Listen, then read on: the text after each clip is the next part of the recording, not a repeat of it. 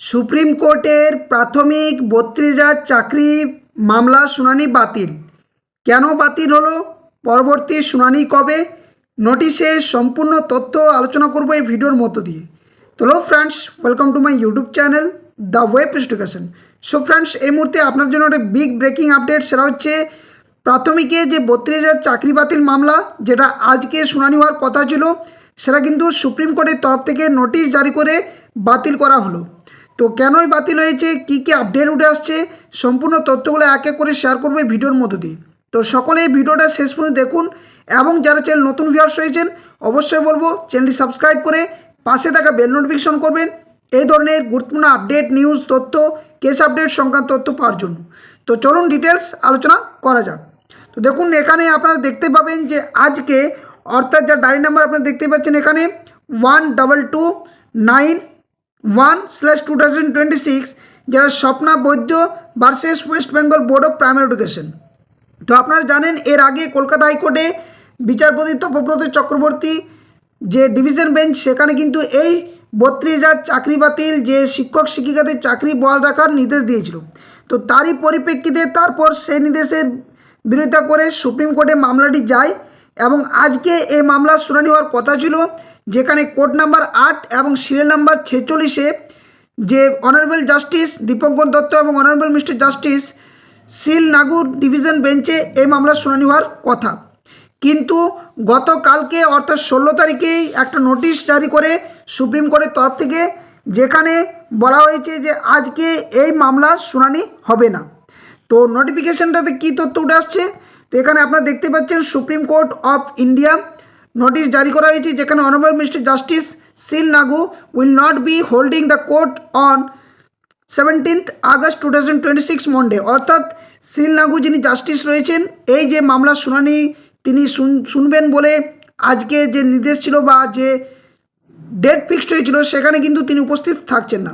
Haynes sitting of bench comprising honourable mister justice Dipankar Datta এবং honourable mister justice সিল নাগু in court number 7 on 17th August 2026 Monday stands cancelled, and the matters listed before this bench will now be listed on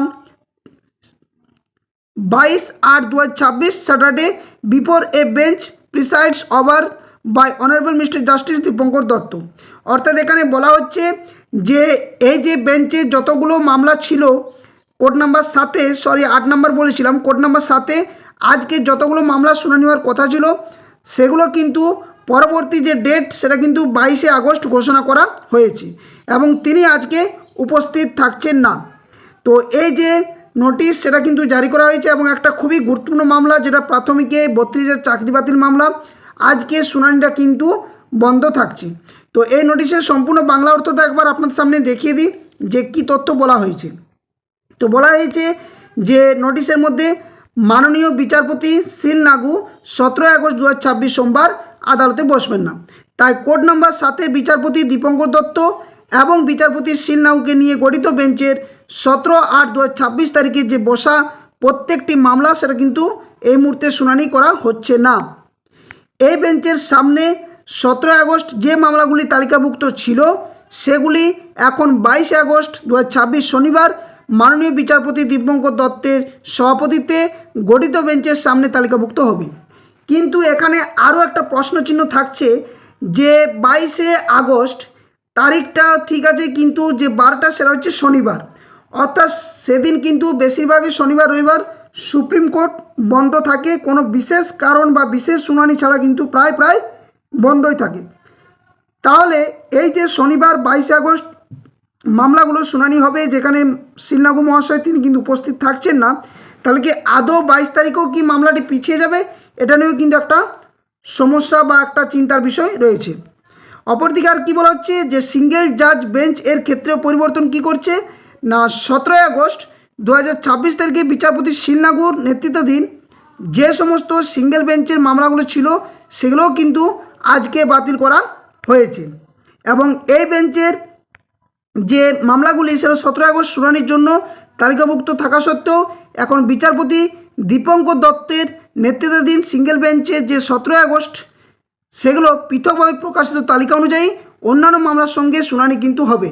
অর্থাৎ দীপঙ্কর দত্ত মহাশয় ওনার যে মামলাগুলো single বেঞ্চে সেগুলো কিন্তু শুনানি হবে, কিন্তু শিলনাগু মহাশয়ের যে সমস্ত মামলা ছিল সিঙ্গেল বেঞ্চ হোক বা ডিভিশন বেঞ্চ সেগুলো কিন্তু বাতিল করা হয়েছে। এবং এখানে ডিটেলস কিন্তু দেওয়া রয়েছে যে 16/8/2026 যে নোটিফিকেশান সেটা কিন্তু সুপ্রিম কোর্টের তরফ থেকে জারি করা হয়। এখন এই যে মামলা, এই মামলা তাহলে পরবর্তী শুনানির জন্য যে তারিখ সেটা কিন্তু 22শে আগস্ট। এখন দেখার বিষয় যে সেখানেও মামলা শুনানি হবে কি হবে না, কারণ এই 32,000 চাকরি বাতিল মামলা এখন একটা অন্য দোরগোড়াতে রয়েছে। তো এই মামলা যেহেতু অ্যাক্টিভ মুডে রয়েছে এই মুহূর্তে, সেখানে রাজ্য সরকার তরফ থেকে পরবর্তীতে কী কী তথ্য উঠে আসছে সেটাও কিন্তু জানা যাবে।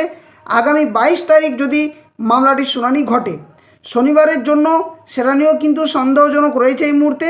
তবে দেখা যাক সুপ্রিম কোর্টের তরফ থেকে অবশ্যই কাল কিংবা পরশুর মধ্যে এই সংক্রান্ত ব্যাপারে একটা নোটিফিকেশন জারি করবে যে মামলাগুলো শনিবারের জন্য লিস্টেড থাকবে কি থাকবে না। কারণ এখনও পর্যন্ত যদি আমরা দেখি এখানে কিন্তু কোনোভাবেই পরিবর্তন করা হয়নি, কিন্তু নোটিফিকেশন জারি করেছে।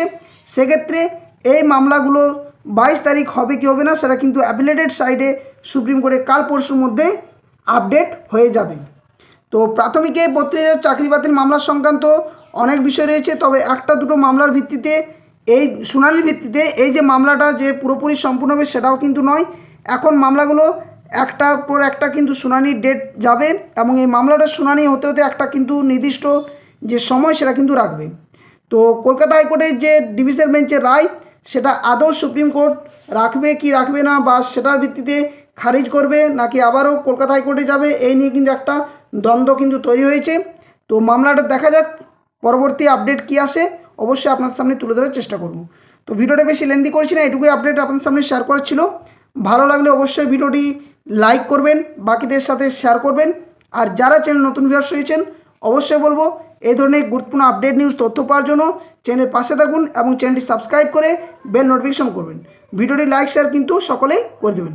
ধন্যবাদ, জয় হিন্দ, সকল সুস্থ থাকুন, ভালো থাকুন।